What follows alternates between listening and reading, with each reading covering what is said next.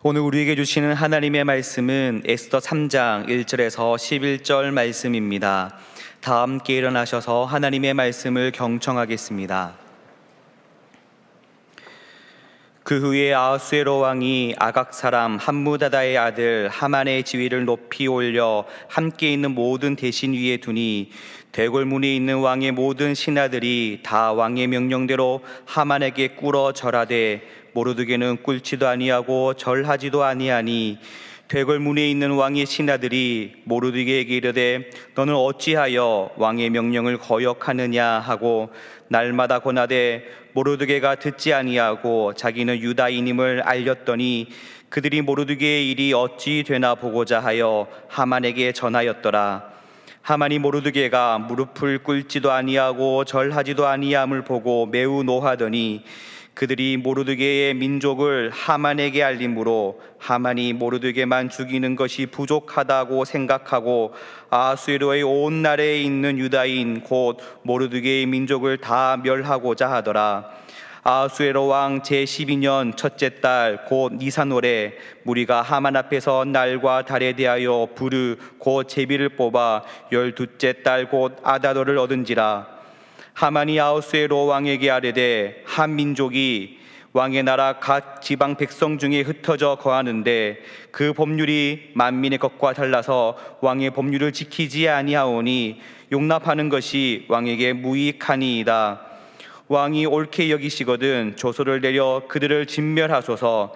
내가 은 1만 달란트를 왕의 일을 맡은 자의 손에 맡겨 왕의 금고에 드리리이다 하니 왕이 반지를 손에서 빼어 유다인의 대적 곧 아각 사람 함무다다의 아들 하만에게 주며 이르되 그 은을 내게 주고 그 백성도 그리하오니 너의 소견에 좋을 대로 행하라 하더라. 이것은 하나님의 말씀입니다. 아멘. 에스더서는 보이는 세상에서 보이지 않는 하나님께서 어떻게 그 역사를 섭리하고 계시고 우리 인생의 생사화복을 주관하고 계시는가 하는 것을 보여주는 그런 성경책입니다. 그래서 에스더서 보면 하나님이라든지 믿음이라는 표현과 단어가 성경에 나오지 않는 두 책 중에 하나에 들어갑니다. 그런데도 불구하고 성경의 어떤 책보다도 하나님께서 어떻게 강력하게 역사하시고 또 역사의 주관자로 서 계시는가 하는 것을 잘 보여주는 장면들이 여러 곳곳에서 발견될 수가 있습니다.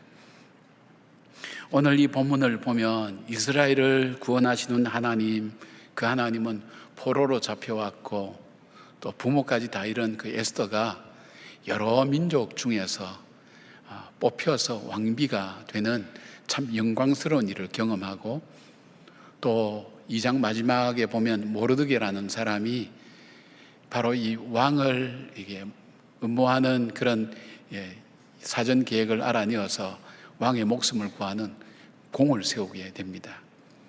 그러면 이제 3장에서 전개될 때는 어떻게 될까 우리가 기대하고 보는데 오늘 이 본문에 나오는 그 후에라는 단어와 함께 그 표현과 함께 갑자기 이 유대인들을 힘들게 만들고 어렵게 만든 공경에 빠뜨리는 바로 이 하만이라는 사람의 등장을 표시하고 있습니다.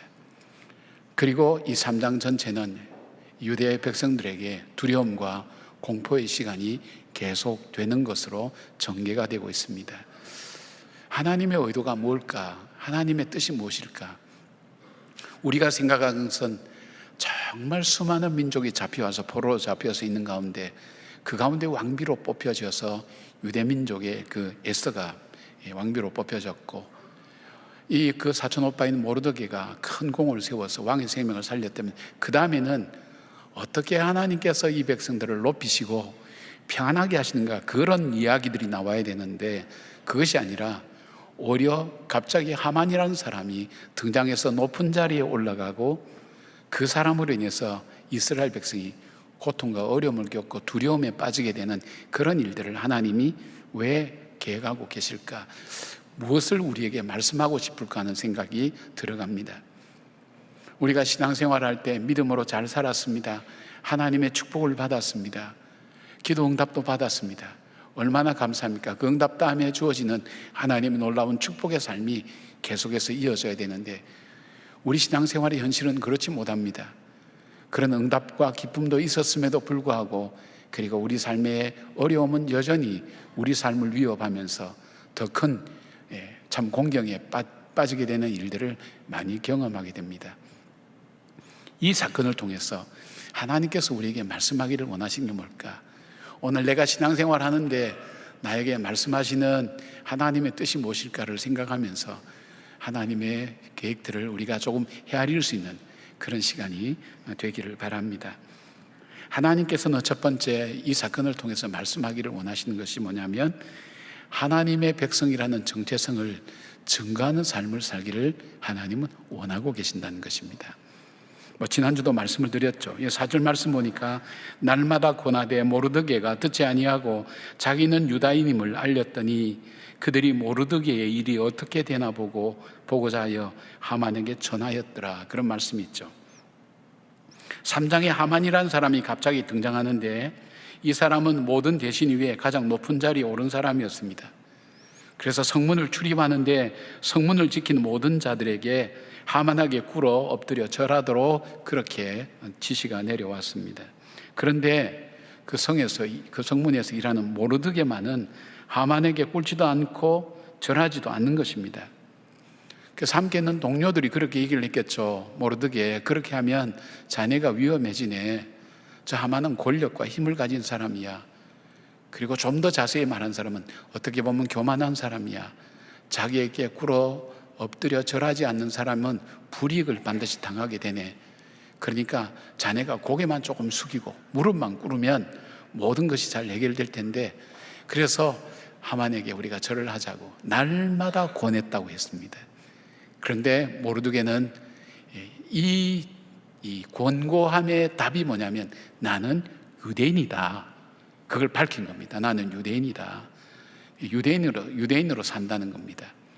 여러분, 이 자기가 유대인이라는 이 정체성을 가지고 있는 것, 우리가 보면 지금 하만에게 무릎 꿇지 않은 이유는 내가 유대인이기 때문에 무릎 꿇지 않는다, 이런 의미도 있습니다. 그것도 있지만은 역사적인 배경도 있지만은 더 중요한 것은 이 절한다, 경배한다, 이 의미가 뭐냐면 우미쉐타하임이라고 하는 히브리어가 있습니다. 우미쉐타하임, 절하다. 근데 이 단어는 하나님께만 쓰는 단어입니다. 근데 이 단어가 오늘 하만에게 절할 때 이 단어를 쓰고 있어요. 이렇게 하라고 쓰고 있어요. 그러니까 모르드게는 어떻게 할까요? 이 단어가 성경에 딱 한 군데 더 나오는데 느헤미야 9장 3절에 나옵니다. 이날에 나 4분의 1은 그 제자리에 서서 그들의 하나님 여호와 율법책을 낭독하고 나 4분의 1은 죄를 잡아가며 그들의 하나님 여호와께 경배하는데 하는 이 경배하는데라는 이 단어가 바로 우미쉐타하임이라는 이 단어를 사용합니다. 그러니까 이 단어는 하나님을 경배하는 데만 사용되는 단어지 인간을 경배하거나 우상을 경배하는 데 쓰임받는 그런 단어는 아니라는 것입니다. 쉽게 말씀드리면 이 모르드게는 나는 유대인이야, 나는 하나님의 백성이야. 하나님의 백성은 하나님의 통치를 받아 하나님만이 참 예배를 드릴 대상이고 경배받으실 만한 분이라는 것을 믿음으로 그렇게 살아가고 있다는 것을 그는 사람들에게 알리고 있는 것입니다. 마치 다니엘의 세 친구가 느부갓네살 왕의 신상에 절하지 않는 것은 바로 진정한 경배의 대상은 하나님밖에 없다는 것을 위해서 목숨을 내어놓는 것과 같은 것입니다. 모르드게의 이 일은 모르드게만 아니라 유다 백성 전체의 재앙으로 이어지는 사건이 됩니다. 모르드게가 유다인이라는 소식을 접한 하만은 오랫동안 어떻게 하면 모르드게를 죽일까 생각했는데 그 생각 쭉 하고 왔는데 그 생각에 이제 하나 더 붙였어요. 모르드게뿐 아니라 모르드게가 속한 유다 백성 전체를 다 어떻게 하면 죽일까 생각을 하게 된 겁니다. 그리고 그들을 말살시키고 그들의 재산을 다 뺏을 그런 계획을 이 하만은 세우고 있는 겁니다. 자, 이제 이스라엘은 빠져나갈 구멍이 없습니다. 바로 이 하만이 왕의 이 명령을 받아서 왕에게 허락을 받아서 이제 유다인들을 다 죽게 만드는 그런 일들이 일어나기 때문에 이제 두려움과 불안과 공포의 시간만이 남아 있습니다. 그러나 조금 더 시간이 지나서 우리가 지나가다 보면 결국 이 일은 그렇게 끝나지 않고 하나님께서 이스라엘 백성들에게 정말 하나님의 백성답게 사는 것이 무엇인지를 분명하게 일깨워주는 계기도 되었고, 바로 이 일을 통해서 이스라엘은 잊을 수 없는 영적인 추억의 날, 불임절이라는 것을 그들은 세우게 됐습니다. 하나님께서 이 민족을 정말 구원해 주셨고 하나님의 백성을 돌아보신다는 그런 의미를 가진 불임절이라는 것, 지금도 그들은 지키고 있어요. 불임절이라는 영적인 추억의 시간이 되었고, 더 나가서 조금 더 우리가 유추해서 더 생각해 볼 수 있으면 이 아하수에로 왕의 아들이 아닥사스다입니다. 아닥사스다 왕인데, 아닥사스다 왕에 대해서 여러분 아세요? 느헤미야에 보면 느헤미야의 기도를 통해서 아닥사스다 왕이 바로 느헤미야에게 예루살렘 성을 건축할 때 허락해 주었던 왕이 바로 이 아닥사스다 왕입니다. 그러니까 아하수에로 왕의 바로 이 사건을 통해서 아하수에로 왕의 마음속에, 그리고 자라나는 왕자가 유대인에 대한 좋은 생각을 갖게 할 뿐 아니라 바로 느헤미야가 이 예루살렘 성을 건축할 때 건축하도록 허락해 주고, 그 다음에 모든 재료까지 다 될 수 있었던 그런 역사를 일으켰던 것입니다. 자, 보십시오. 한 사람이 나는 하나님의 백성입니다, 하나님의 통치하심을 받습니다, 하나님만이 참으로 경배할 뿐입니다는 그 정체성을 가지고 분명하게 얘기했더니 더 큰 어려움과 위험한 일들이 다가왔지만, 그러나 하나님은 궁극적으로 하나님께서 간섭하셔서 그 일을 위해서 하나님의 백성을 하나님께서 어떻게 지키시고 보호하시는지, 그리고 이를 통해서 하나님은 어떤 일들을 이루시는지 하는지를 보여주신 것입니다. 사랑하는 여러분, 우리는 그리스도인이라고 그렇게 얘기합니다. 그리스도인이라는 것은 그리스도에게 속한 사람, 그리고 내 삶은 주님께서 통치하신다. 내 감정도, 그리고 나의 지성도, 나의 가정도, 나의 직장도 하나님께서 내 삶을 통치하신다고 그렇게 믿음으로 살아가는 사람들이 우리 그리스도인입니다. 그런데 내가 하나님께서 내 삶을 통치하신다는 이 믿음을 가지고 드러내는 사람, 물질 사용이나 시간 사용이나 인간관계 속에서 드러내는 사람, 그 사람을 통해서 하나님께서 일하시고 하나님께서 베풀어 주신 역사하심이 크다는 것을 말씀하고 있습니다. 여러분, 그리스도인이 자기 정체성을 분명할 때 주어지는 따라오는 것이 있습니다. 그것은 뭐냐면 분별력입니다. 분별력이 따라옵니다. 내가 섬겨야 될 대상인지 아닌지를 분별하게 됩니다.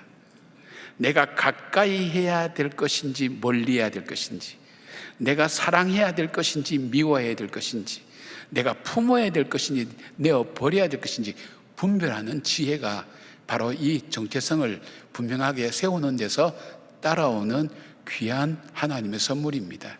사랑하는 여러분, 우리가 살아갈 때 어려움이 뭐 때문에 생기는지 아십니까? 뭐 여러 가지 이유가 있지만 이 혼란이 일어나기 때문이 아닐까요? 정말 내가 섬겨야 될 대상인지 부려야 될 대상인지 혼돈이 오잖아요. 정말 돈을 신처럼 섬기는 사람이 있거든요. 자식을 신처럼 섬기는 사람 있잖아요. 자기의 지식을 신처럼 섬기는 사람 있잖아요. 섬겨야 될 대상인지, 그것을 이용해서 많은 사람을 유익하게 해야 될 대상인지를 분별을 못하는 거예요. 거기서부터 불행이라는 게 찾아오지 않습니까? 그 다음에 이런 노래도 있잖아요. 사랑해서는 안 될 사람을 사랑하는 죄이라서. 그 노래 아세요? 좀 흘러간 옛날 노래인데 누구 약혼식에 가면 이 노래 불러준다고 그러는데, 예. 우리의 혼란이 뭘까요? 정말 사랑해야 될 것과 미워야 될 것을 혼란스럽게 분별하지 못하는 데서 오는 것 아닙니까? 어느 가정에 이렇게 부부 문제가 아주 복잡하고 힘들어요. 해결이 안 되는 것 같아요.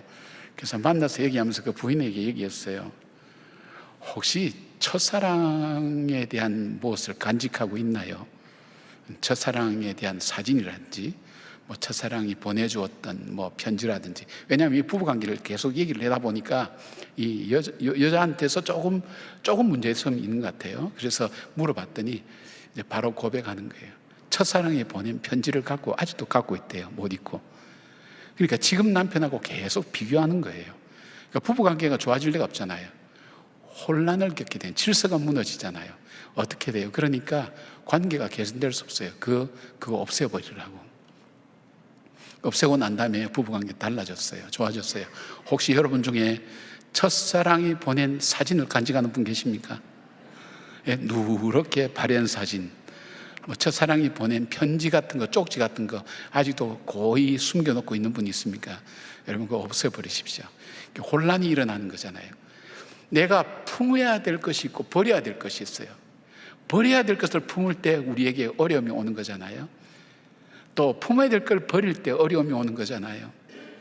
마찬가지로 이 분별력이 나는 하나님의 통치를 받는, 그리스도의 통치를 받는, 성령의 인도하심을 받는 사람이라는 이 믿음 가지고 하나님과 대화할 때에 하나님께서 이런 분별력을 주신다는 것입니다.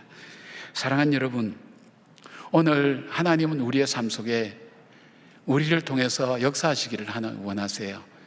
하나님 앞에 쓰임받는 사람이 되기를 원하세요. 하나님 어떤 사람을 쓰신다고요? 그 정체성을 드러내는 사람, 이 모르드게 같은 사람. 위험과 어려움이 오지만은 궁극적으로는 하나님이 개입하셔서 하나님이 자기 백성을 돌아보시고 복을 주시고 역사하신다는 것을 마침내는 증명해내는 그 거룩한 영향력을 나타내게 만드는 하나님의 역사심을 우리는 보게 만듭니다. 사랑하는 여러분, 하나님을 드러내는 삶을 사시길 바랍니다. 그럴 때에 요셉처럼 형통한 하나님의 축복이 임할 줄 믿습니다. 하나님의 형통함과 순적함이 여러분과 여러분 자녀선들의 삶이 되기를 주님 이름으로 축복합니다. 두 번째로 주님께서 이 일들을 통해서 우리에게 말씀하기를 원하시는 것이 우리의 신앙생활은 영적 전쟁 중이라는 것을 기억하라는 말씀입니다. 우리의 신앙생활은 영적 전쟁 중이다. 뭐 전쟁이면 대포를 쏘고 미사일을 쏘고 이것이 아니라 우리가 사는 이 단순히 보는 눈에 보이는 이 세상이 아니라 영적인 세계에서는 예수를 믿는다는 것이, 또 믿음으로 산다는 것이 엄청난 영적인 전쟁이 일어나고 있다는 것을 알으라는 것입니다. 깨달으라는 것입니다. 왜냐하면 이걸 깨달을 때 우리는 이 전쟁에서 넘어지지 않고 패배하지 않기 때문입니다. 우리가 예수를 믿기 시작한 때로부터 이 전쟁은 시작됩니다. 이스라엘이 애굽을 떠나 가나안 땅으로 들어가기 위해 광야길로 들어갈 때부터 전쟁이 시작된 것처럼, 요셉이 하나님 주신 꿈을 간직할 때부터 고난이 시작된 것처럼, 다윗이 사무엘을 통해 사울을 이어 이스라엘 왕이 되리라는 기름 부음을 받은 후부터 시련이 시작되는 것처럼 바로 우리는 예수를 믿고 난 다음 바로 이 전쟁이 시작되는 것입니다. 이 영적 전쟁은 우리가 시작한 것이 아닙니다. 영적 세계의 사탄이 우리에게 걸어오는 전쟁입니다. 하만처럼 끊임없이 우리를 멸망시킬 생각을 하면서 공격에 오는 것입니다. 전략과 전술을 써서 우리를 무너뜨립니다. 우리의 약점을, 우리의 허점을 기가 막히게 그 틈을 발견하고 우리로 하여금 무너뜨리는 것입니다. 목적은 한 가지입니다. 우리가 하나님의 자녀로서 받은 그 축복을 누리지 못하고 그 축복이 영원히 우리 것이 되지 못하도록 그걸 무너뜨리는 것이 목적입니다. 그러니까 뭘까요? 사단이 가지고 있는 모든 방법을 다해서 우리로 하여금 어떻게 하든 하나님으로부터 멀어지게 만들고 하나님의 백성끼리 서로 협력하지 못하게 만들고 나누어 놓고 분열하게 하는 바로 그 일들을 하는 것이 이 사단이 우리에게 걸어오는 전쟁입니다. 내가 그만둔다고 끝나는 전쟁이 아닙니다. 그러나 성경은 우리가 이 전쟁이 두려워할 그런 전쟁은 아니라고 말씀합니다. 우리 주님이 이미 승리한 전쟁입니다. 우리는 주님이 말씀하신 길로 걸어가면 되는 것입니다. 우리가 영적 전쟁이라는 것을 이해하기 위해서 하만과 모르드게의 관계를 조금 더 살펴보겠습니다. 2장 5절에 모르드게를 소개하면서 한 유다인이 있으니 이름은 모르드게라 그는 베냐민 자손이니라고 그렇게 소개합니다. 말씀드릴 때에 그 사람에 대해서 가장 중요한 것을 앞세워서 소개한다 그랬지 않습니까? 유다인이다. 유대인이라는 정체성을 가지고 있다. 그리고 그냥 베냐민 자손이다. 이 말은 뭡니까? 바로 사울 왕의 후손이라는 것입니다. 왕족이라는 그런 의미죠. 3장 1절에는 하만을 소개할 때 이렇게 얘기합니다. 아각 사람 함무다다의 아들 하만이라고 그렇게 말씀합니다.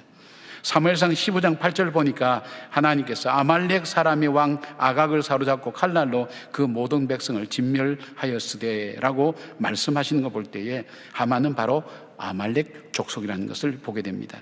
그런데 이 아말렉 족속은 이스라엘을 가장 집요하게 지속적으로 괴롭힌 민족입니다. 출애굽기 17장 16절 보니까 오죽하면 하나님께서 이렇게 말씀합니다. 여호와께서 맹세하기를 여호와가 아말렉과 더불어 대대로 싸우리라 하셨다 하였더라. 하루아침에 끝낼 족속들이 아니라는 거예요. 대대로 싸워야 될 족속이라는 거예요. 끈질기다는 것이에요. 포기하지 않는다는 것이에요. 어떻게 해요? 이스라엘 백성을 괴롭히고 힘들게 하는 그런 족속이라는 것입니다. 하나님께서 신명기 25장 17절 18절에 이렇게 말씀합니다. 너희가 애굽에서 나오는 길에 아말렉이 내게 행한 일을 기억하라. 곧 그들이 하나님을 두려워하지 아니하고 너를 길에서 만나 너의 피곤함을 타서 내 뒤에 떨어진 약한 자들을 쳤느니라. 이들의 목적은 이스라엘 백성이 가나안 땅에 가지 못하도록 기가 막히게 막는 것이었습니다. 끝까지 방해하는 것이었습니다. 직접적으로 공격하기도 합니다. 이스라엘 백성이 홍해를 건너서 첫 번째 전쟁을 벌였던 것도 이 아말렉입니다. 그리고 아말렉은 약할 때 공격합니다. 피곤할 때 공격합니다. 지칠 때, 방심할 때, 그때 공격에 와서는 결국 하나님의 백성들을 하여금 가나안 땅에 들어가지 못하도록 만드는 백성이고, 가나안 땅의 축복을 누리지 못하도록 만드는 그런 사단의 속성을 표현하는 족속으로 성경은 말씀하고 있습니다. 베드로전서 5장 8절에 근신하라 깨어라 너희 대적 마귀가 우는 사자같이 두루다니며 삼킬 자를 찾나니. 이 동물의 왕국이나 이런 데 보면 이 사자나 이 호랑이 같은 것이 가만히 숲속에 숨어 있다가 틈만 생기면 바로 공격하지 않습니까? 숨어서 우는 사자처럼, 배고파서 우는 사자처럼 그만큼 집요하고 계속적으로, 그리고 틈만 보이면 공격하는 것이 바로 이들의 속성이라는 것을 말씀하고 있습니다. 모르드게는 하만의 정체를 알았습니다. 그리고 그래서 하만에게 절하거나 무릎 꿇지도 않았습니다. 철저하게 경계하며 하나님 백성답게 행하였습니다. 하만 뒤에 그를 조종하고 공격하는 존재를 그가 안 것입니다. 하만은 어떻게 공격합니까? 권력을 이용해서 유다인을 말살시키려고 합니다. 왕의 권력을 빌려서 유다인을 말살시키려고 합니다. 하만은 또 물질을 통해서 유다인을 말살시키려고 합니다. 근 1만 달란트를 왕에게 주면서 유다인을 말살시키려고 하죠.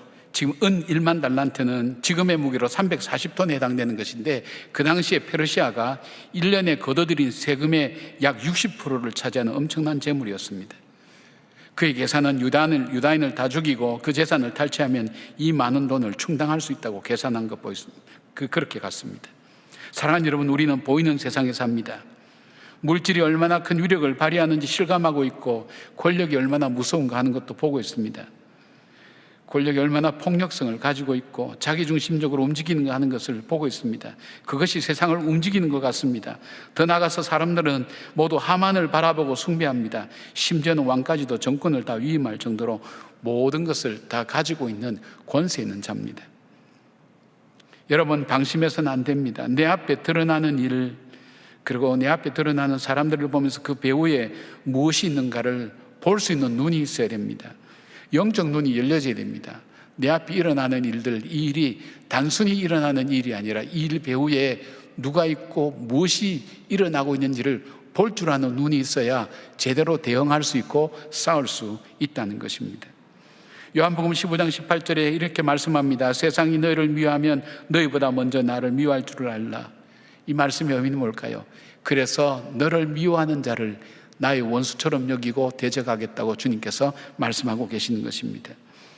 우리가 그리스도에게 속한 하나님 백성을 믿고 분명히 나갈 때 사단의 계략과 음모는 분별이 됩니다.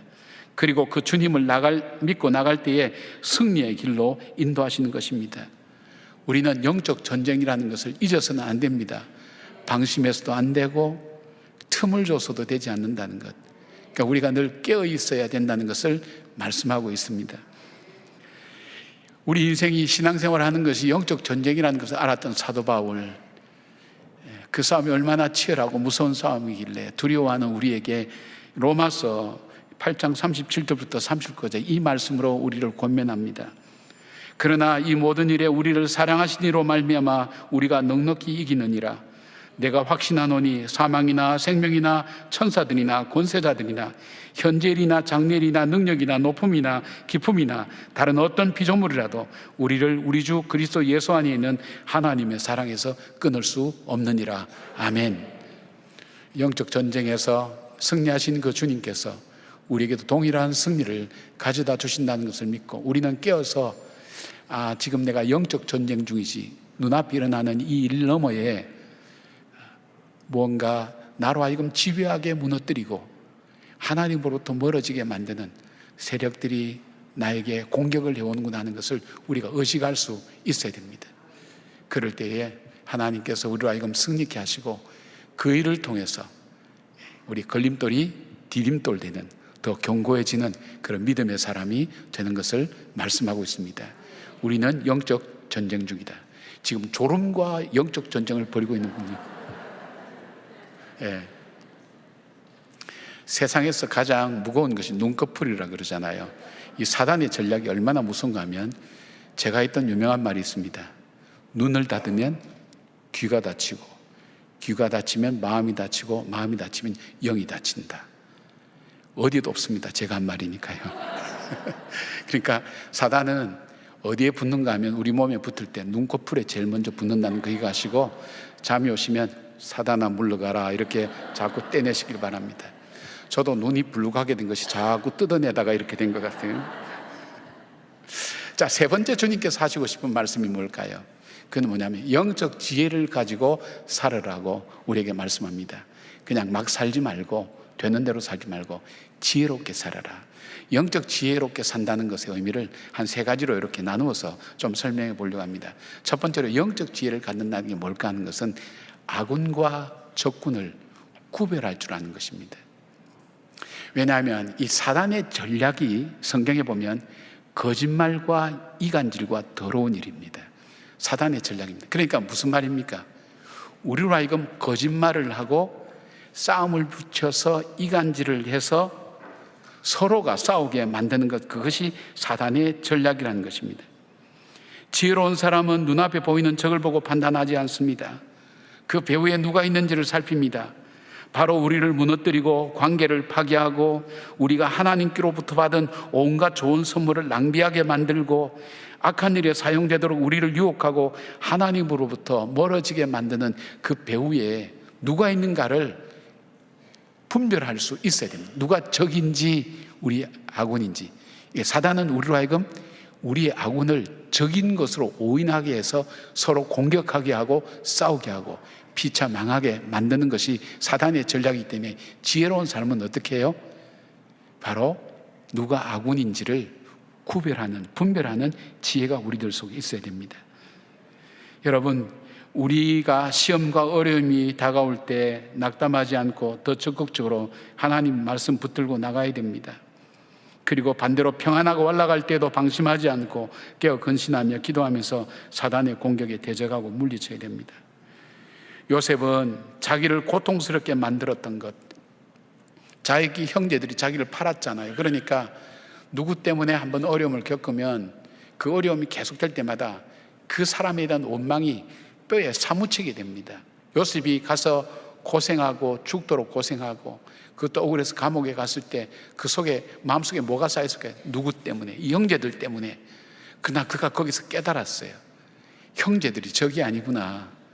하나님께서 이 이스라엘 백성을 구원하시기 위해서 나를 이 땅에 먼저 보내셨구나. 저 형제들은 내가 돌아봐야 될 존재구나, 사랑해야 될 존재구나 하는 것을 그가 깨달은 거예요. 그 깨달았을 때 하나님은 요셉을 통해서 이스라엘 민족을 구원하고 하나님의 귀한 역사를 이루어간 것을 보게 됩니다. 다윗 왕도 마찬가지죠. 인생을 살면서 자기에게 원수같이 집요하게 따라다니며 죽이려고 했던 사람이 누굽니까?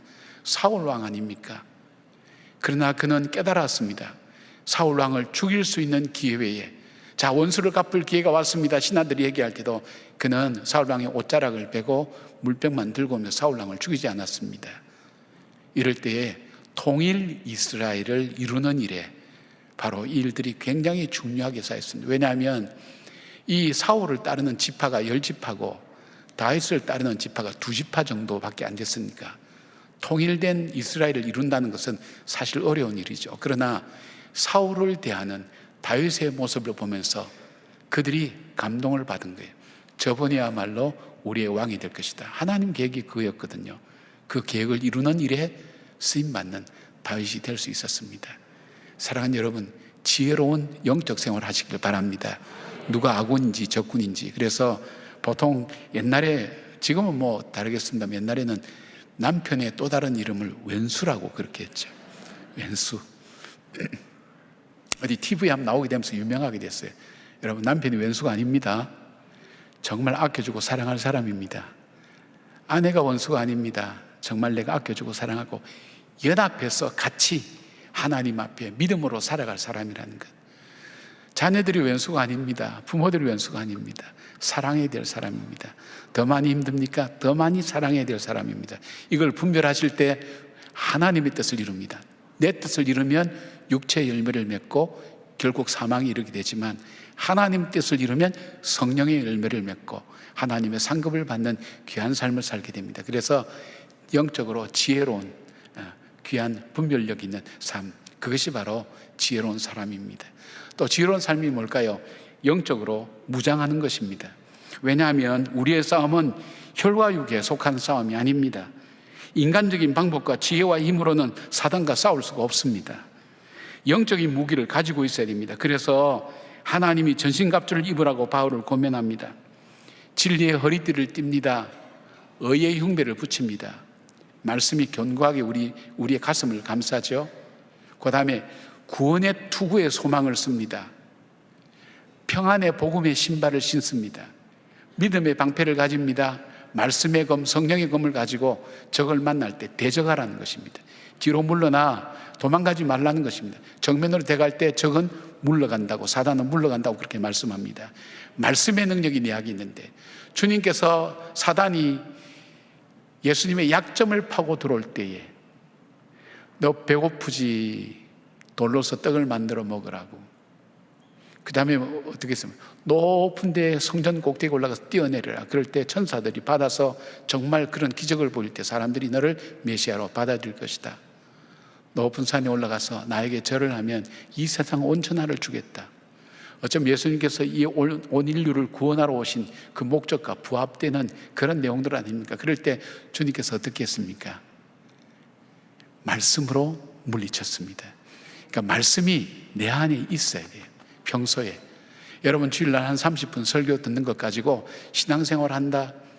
그거는 말이 되지 않습니다. 여러분, 뉴스 보는 시간이 하루에 30분은 되는데 하나님 말씀 30분 정도 보고 그것이 내 인생에 영향을 줄 것이라고 생각하면 좀 이해가 되지 않잖아요? 그 다음에 성경책을 머리맡에 놓고 있으면 잘 때 성경책이 내 머리에 저절로 들어옵니까? 안 들어옵니다. 아무 의미가 없습니다. 내가 아프고 어려울 때 하나님 말씀이 생각나는데 평소에 안 읽었으니까 맨날 육자배기만 생각나는 겁니다. 한많은 이 세상, 뭐 계속 그런 노래. 왜? 그것만 들어있으니까. 요즘 노래는 저도 잘 몰라서 모르는데 뭐 옛날 노래들, 그런 노래들, 자기가 잘 불렀던 거, 푸념했던 거, 그런 거 생각나는 거예요. 그것이 아니라 내 속에 말씀이 나에게 딱 서면서 그 말씀으로 사단아 물러가라. 그렇게 물러갈 수 있는 겁니다. 그러니까 평소에 말씀을 읽으셔야 됩니다. 말씀 읽고 기도하라고 성경은 말씀합니다. 왜요?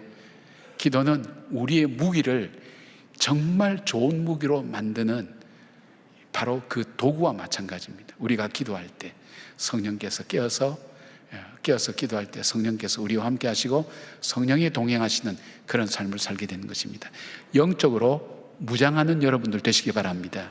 자, 마지막 또 세 번째는 뭐냐면 하나님을 만날 기회를 찾으시길 바랍니다. 하만은 자신에게 절하지 않는 모르드게와 그의 동족인 유다인을 죽이기 위해서 치밀하게 계획을 세우죠. 그걸 공적으로 밀고 가기 위해서 어떤 형식을 취하는가 하면 이 사람들은 무언가 날짜를 잡을 때 부르라고 하는 즉 제비뽑기의 어떤 방법을 가지고 점쟁이들이 와서 점을 쳐서 날짜를 뽑았습니다. 근데 이 아수르 왕 12년 첫째 달에 점쟁이의 도움을 받아서 딱 뽑았는데 보니까 그해 마지막 마지막에, 그러니까 11개월 뒤에 바로 이 유대인을 죽이는 날을 잡는 것이 바로 정해져서 나온 겁니다. 그러니까 11개월 뒤인 아달월 13일에 하루 동안 모든 유다인을 죽이는 것을 반포하는 법령이 나오게 되죠. 이것이 전 지역으로 각 민족 언어로 왕의 명령을 전달해서 전 지역에 알려지게 됩니다. 근데 하만의 마음은 급해요. 우리가 좀 읽다 보면 하만은 그때까지 못 기다려요. 그래서 모르드게만이라도 죽이기 위해서 높은 장대를 만들죠. 그러니까 마음이 급한데 점괘가 그래 나온 거예요. 11개월 뒤에, 1년 뒤에, 거의 1년 뒤에 나온 거예요. 여러분 생각해 보세요. 여기에 하나님의 섭리하심이 없을까요? 잠언 16장 33절에 제비는 사람이 뽑으나 모든 일을 작정하기는 여호와께 있느니라고 말씀합니다. 하나님이 개입하심을 알 수 있습니다. 그런데 하나님께서 이 시간을 왜 이리 길게 잡으셨을까요? 페르시아 지역이 넓어서 그렇습니까? 이 점쟁이가 뽑은 건데, 공적으로 점쟁이가 뽑은 거예요. 근데 늦게 잡힌, 하나님 역사하셨죠. 그동안 뭘 하라고요? 기도하라고요. 하나님을 찾으라고요. 하나님을 만날 기회를 잡으라고. 뒷장에 보면 바로 이스라엘 사람들이 영적 싸움을 하게 됩니다. 그것이 뭐냐면 부르짖고 기도하는 일들이 시작합니다. 그 기간 동안, 남아있는 기간 동안 에스더가 준비할 수 있는 시간도 되고, 또 이스라엘 백성들이 하나님 앞에 다시 한번 매달리고 결단하는 계기가 되면서 그들이 2차 귀환의 준비를 하게 되는, 하나님께 준비시켜 주시는 그런 기간이 되게 됩니다. 시편 32편 6절에 이런 말씀이 있습니다. 이로 말미암아 모든 경건한 자는 주를 만날 기회를 얻어서 주께 기도할지라. 진실로 홍수가 범람할지라도 그에게 미치지 못하리이다. 아멘입니다. 아멘입니다. 어떻게 하라고요? 주를 만날 기회를 만들어라. 우리가 평안할 때는 평안하니까 조용히 있습니다. 힘들 때는 힘들어서 못합니다. 이건 기도 안 하는 사람의 특징이죠. 그러나 평안할 때는, 내가 평안할 때 기도를 저축을 해두어야지. 기도는 저축이라고 그랬잖아요. 예, 기도를 저축해둬야지. 기도합니다. 내가 공부하고 어려울 때는 내가 노력한다고 되는 일이 없구나. 하나님이 도우셔야 돼. 하나님께 기도합니다. 어떤 사람요? 경건한 사람이. 기도할 기회, 하나님을 만날 기회를 삼는다는 것. 여러분이 영적으로 지혜롭게 산다는 것은 오늘 내가 하나님을 만날 기회로 삼는 겁니다. 이 예배를 통해서 하나님을 만나시고, 그 다음에 어떻게 해요? 기도하면서 하나님 만나시고, 힘들고 어려울 때 주님 앞에 간구하면서 하나님 만날 기회를 삼을 때 하나님이 영적으로 지혜롭게 그 삶을 인도해 가시는 것을 우리에게 말씀하고 있습니다. 여러분, 신앙생활을 할 때에 우리가 응답받고, 그 다음에 우리가 신앙생활 잘한다고 해서 모든 것이 형통하고 순적하게 이루어지면 교회 나오지 마라 그래도 다 나옵니다. 기도하지 말아도 다 합니다. 그러나 인생은 그렇지 않습니다. 하나님께서 그렇게 만들질 않았습니다. 예수 그리스도의 보혈의 피로 우리의 죄를 사하셔서 단번에 구원하시는 그 하나님은 우리가 그리스도의 장성한 분량으로 자라나고 성숙하도록 주님 원하시고, 우리를 통해서 하나님의 거룩한 뜻이 이 땅에 이루어지도록 우리를 통해 역사하기를 원하십니다. 그 일에 쓰임받기를 위해서 우리를 연단하시고 단련하셔서 하나님께 더 가까이 가게 만드신다는 걸 기억하면서 낙심하지 말고 기도하시면서 하나님께 부르짖고 응답하시는 하나님을 만나는 저와 여러분 되기를 주님의 이름으로 축복합니다. 아멘. 기도하겠습니다. 아버지, 사랑하는 주의 자녀들 믿음으로 살기를 원하는데 왜 이렇게 어려운 일들이 많이 닥치는지 이해하지 못할 때가 많습니다. 참 내 삶을 다해, 내 물질 다해, 내 생명 다해 주님 위해서 헌신하고 살았는데 시련과 어려움을 겪는 모습 볼 때 낙담되고 절망될 수도 있사오나, 하나님, 이 기회를 주님께 더 가까이 가는 기회로 얻게 하시고, 주님께 더 헌신하는 기회로 얻게 하시고, 주의 역사심을 구하는 기회로 삼을 수 있는 지혜로운 주의 백성들 되게 하여 주시옵소서. 하만의 음모를 무너뜨린 것처럼 하나님, 우리를 둘러싸고 있는 수많은 적들의 공격 앞에 하나님 말씀으로 견고하게 서서 우리의 걸림돌들을 디딤돌로 밟고 일어서서 당당히 설 수 있는 주의 성도들의 승리의 삶 될 수 있도록 주여 함께하여 주시옵소서. 예수님의 이름으로 기도드리옵나이다. 아멘.